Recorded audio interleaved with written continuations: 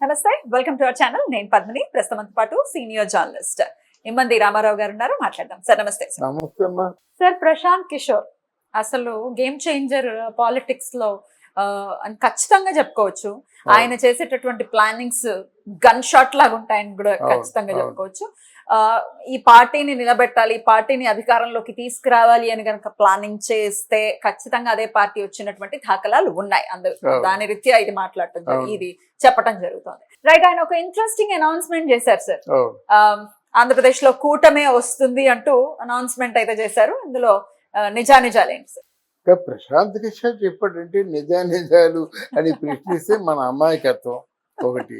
ఇప్పుడు ప్రశాంత్ కిషోర్ ఎందుకు చెప్పాడంటే ఈ వైసీపీ వాళ్ళందరూ మాకు 150 పైన వస్తాయంటున్నారు అనమాట.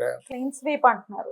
క్లీన్ స్వీప్ నుంచి 150 వచ్చారు. 150 పైనే వాళ్ళకి. ఇంకా అంటే వాళ్ళు ఏదైనా సరదాగా హాస్యం ఆడినట్టయితే, కామెడీ చేస్తే చేయొచ్చు, ఎంజాయ్ చేస్తాం.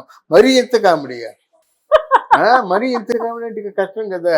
అలాగే వైసీపీకి భక్తులు ఉన్నారు కొంతమంది. ఎప్పటికి కూడా వాళ్ళు ఏదో మేధావులు అనుకున్నాం, వాళ్ళు కిందకి జారిపోయి పూర్తిగా నేల జారిపోయి మాట్లాడుతున్నారు. ఎప్పటికీ వైసీపీకి వెళ్ళి చేస్తా అంటారు అన్నమాట. అంతే. అంటే తూర్పు ఒక ఎనలిస్ట్ని చూశాను. ఒక నియోజకవర్గంలో ఒక 8 మండలాలు ఉన్నట్టయితే ఈ ఎనలిస్ట్ చెప్తున్నాడు అన్నమాట. కింద ఒక యాంకర్ అడుగుతుంది, ఇక్కడ ఉభయ గోదావరి జిల్లాల్లో ఎన్ని కలుస్తాయంటే 14 ఎన్నో మొత్తం మండలాలు ఉన్నాయి. ఏం చెప్పాడు, 6 మండలాలు ఉన్నాయి, 6 వైసీపీ అని అనమాట. అదేంటంటే 14 ఉన్నాయి కదా, మీరు 6 అని చెప్తున్నారంటే 14 అయితే ఎంత వస్తాయి చూసుకోండి. 8, 10 వరకు రావచ్చు. మీరు ఇలాంటి అన్నిట్లు పెట్టుకొని మనం ఏమి 6, 8, 10 ఇంకా అక్కడి నుంచి ఆవిడ యాంకర్ చెప్పడం మానేసింది. మీరు చెప్పండి నేను చెప్పింది మాట. అది ఇలా అంటే డబ్బులు తిన్నా ఇంత దారుణాన్ని కొట్టుకొట్టారట. మా జర్నలిస్ట్ అనే పదవికి, జర్నలిస్ట్ అంటే మన తాలూకు 5 కోట్ల మందికి ప్రతినిధి. దానికి సమాధానం ఎనలిస్ట్ చెప్పాలి. ఎనలిస్ట్ అని పెద్ద పేరు కాదు కానీ అనుభవం చెప్పాలి. అది ఎనలిస్ట్ అని పేరు పెట్టుకున్నట్టయితే ఈయన మంచి అనలిస్టు. ఎవరు? ప్రశాంత్ కిషోర్. ఆయన ఏదో వీళ్ళ కాంట్రాక్ట్లో తేడా వచ్చింది. తేడా వస్తే అప్పుడే కొంచెం డబ్బు ఇవ్వడం మానేశాడు. మళ్ళీ కాంట్రాక్ట్లో తేడా వచ్చింది. కాంట్రాక్ట్ అయితే ఇప్పుడు వదులుకుంటున్నాను, నేను ఐక్యా చూసుకుంటుంది కానీ నేను ప్రశాంత్ ఆ కంపెనీ వదిలేస్తున్నాను, చేయటం లేదు. ఎప్పుడైతే నరేంద్ర మోదీకి ఇంకెవరో ఉన్నారు, 2, 3 ఉన్నారు. ఈయన కూడా పొజిషన్ తీసుకుందాం అనుకుని వదిలేశాడు అప్పుడు. అయితే ఆయన బాగా తెలివైనడు కదా, పొజిషన్ తీసుకోవాలంటే ఆల్మోస్ట్ 50,000 కోట్ల ఖర్చు పెట్టాలి అనుకోండి. ఆయన ఏదో పార్టీ గీటీ అంతా అని ఇదంతా ఎందుకంటే కామ్గా కూర్చున్నాడు. లాస్ట్ ఇయర్ కలిసినప్పుడు ఆ పాప ఆయన సొమ్ము తిన్న విశ్వాసం బట్టి జగన్మోహన్ రెడ్డి గారు, మీరు జనంలో ఒక వ్యతిరేకత వచ్చేస్తుంది. ఎప్పుడైతే జనంలో ఒక వ్యతిరేకత వచ్చిందో మనం ఎవరు కూడా దాన్ని బాగు చేయలేము. అయితే ప్రజల్లో వ్యతిరేకత ఏమిటంటే మీరు దండన ఎక్కువ చేస్తున్నారు, ప్రతి ఒక్కరిని జైల్లో తోసేస్తున్నారు. జైల్లో ఉన్న వాళ్ళు ఎంతోమంది ఉన్నారు, అంటే ఉద్యోగాలు లేని వాళ్ళు ఎంతోమంది ఉన్నారు. మీ మీద ఒక తిరుగుబాటు వచ్చింది. 5,000 రూపాయలకేమో పోస్ట్ గ్రాడ్యుయేట్ ఉద్యోగాలు పెట్టేసి వాళ్ళకి 5,000 రూపాయలు ఇస్తున్నావు. దానికి కూడా కాగితం కలం లేదు. నువ్వు ఎప్పుడు మానేమంటే మానేయడమే.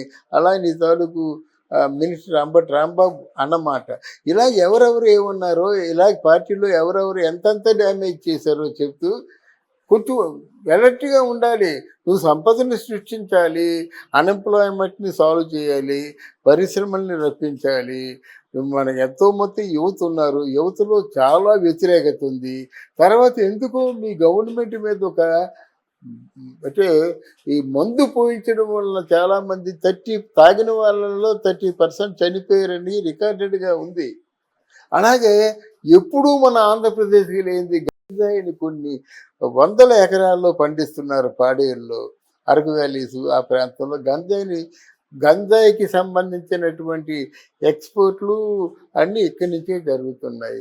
కొకైన్, డ్రగ్స్ అన్నిటికీ నిలయం అయిపోయిందన్నమాట. అంటే which is the bad state in India అంటే నథింగ్ బట్ ఓన్లీ ఆంధ్రప్రదేశ్ అంటారు. ఇట్లాంటి పరిస్థితి వచ్చినందుకు మీరు జాగ్రత్త పడండి అంటే నువ్వు చెప్పేది నీకు నాకు తెలుసు బోర్డంత తాయిలాలు ఇస్తున్నాను నేను 1వ తారీఖు మార్నింగ్ వెళ్ళేసరికి ఏమో వాడికి పెన్షన్ ఇచ్చేస్తున్నానని ఆయన తాలూకు ధైర్యం అని చెప్పాడు. ముఖ్యంగా అక్కడ ఉన్నటువంటి పెద్ద ఒక అంటే దేనికి పనికిరాని వ్యక్తి ఎవరైనా ఉన్నారంటే సజ్జల. నేను అలాగంటే కానీ నాకు మనసు తృప్తిగా ఉండదు. జగన్మోహన్ రెడ్డి సర్వనాశనం చేసిన వ్యక్తి ఎవరైనా ఉన్నారంటే సజ్జల.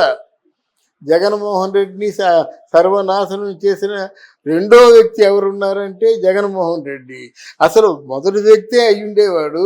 ఎప్పుడైతే గెలిచాడో సజ్జల తెలివితేటలతో ఈ ఒక ప్రత్యేకమైన బ్రాంచ్కి ఎలొకేట్ చేశారన్నమాట. ఆ ప్రత్యేకమైన బ్రాంచ్ ఏమిటంటే ల్యాండ్. హిరణ్యాక్షుల్లాగా ఎక్కడ ఎంత భూమి కనిపిస్తే ఆ భూమిని కబ్జా చేసేయడమే అది పని. ఇప్పుడు కొన్ని వందల ఎకరాలు కబ్జా చేశారు కనుక జగన్మోహన్ రెడ్డి గారు తెలివిగా నేను విశాఖపట్నాన్ని రాజధానిగా ఉంచుతాను, నేను గెలిచినట్టయితే విశాఖపట్నమే రాజధాని అనేటువంటి ఇన్ని పిచ్చి మాటలు మాట్లాడిన తర్వాత ప్రతి ఒక్కడు కూడా ఓడిపోయిన నాయకుడు కూడా వైసీపీ గెలుస్తుంటే ఎలాగవుతుందండి? అక్కడ విడుదల రజని ఓడిపోతుందో తెలుసు, వైసీపీ గెలుస్తుందండి. ఇక్కడ కొడాలి అని ఆయన ఏమంటాడు, బాబు డబ్బులు పనిచేశాను బాబు, గెలవపోతే పోయాను, నా డబ్బులు నాకు ఇచ్చేయండి అంటాడు.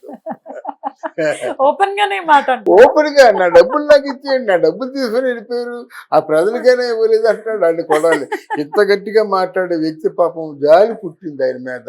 ఇంకా అనిల్ కుమార్ యాదవ్, పేర్ని నాని, ఇలా చూసుకుంటే ప్రతి ఒక్కరు కూడా ఎవరి మట్టుకు వాళ్ళు ఓడిపోతున్నారు. అక్కడ మరి రోజా ఎంత గొప్ప మహానటి, అసలు వైసీపీ అంటే నాదే అన్నట్టుగా మాట్లాడింది. ఆవిడ ఓడిపోతుంది, ఓడిపోయిన దాకా మంచి చక్కగా ఒక నిజమైన మాట చెప్పింది. మాట నేను ఓడిపోవడానికి కారణం తెలుగుదేశం కాదు, జనసేన పార్టీ కాదు, మా వాళ్ళే నన్ను ఓడించారు అని చెప్తుంది ఆవిడ. ఇంత హాస్యాస్పదం అయిపోతున్నప్పుడు అందరూ ఇప్పుడు కూడా జగన్మోహన్ రెడ్డి గెలిచేస్తాడు అంటారన్నమాట. కొంతమంది పేటీఎం బ్యాచ్ ఉంటుంది అన్నమాట. 150కి 1 తక్కువ అవుతాయి కానీ మొత్తానికి జగన్మోహన్ రెడ్డి గన్ షాట్గా గెలుస్తారని ఎవరు, ఒకడు ద్రోణాచార్యుడు, ఒకడు భీష్మాచార్యుడు, ఒకడు కృపాచార్యుడు, ఇటువంటి అష్టదిగ్గజాలు లాంటి వైసీపీ పేటీఎం బ్యాచ్ ఉంది కదా, వాళ్ళు ఇప్పుడు సిగ్గు లేకుండా చెప్తున్నారు అన్నమాట. అందువల్ల వీళ్ళందరికీ వాళ్ళ నోటికి తాళం వేయాలంటే ఈ ప్రశాంత్ కిషోర్ చెప్పవలసిన అవసరం ఎంతైనా ఉంది. చెప్పారు ఆయన ఓపెన్ గానే స్టేట్మెంట్ అయితే ఇవ్వడం జరిగింది. ప్రశాంత్ కిషోర్ అంతకుముందు చెప్పినప్పుడు కూడా ఇప్పుడు ఓపెన్ స్టేట్మెంట్.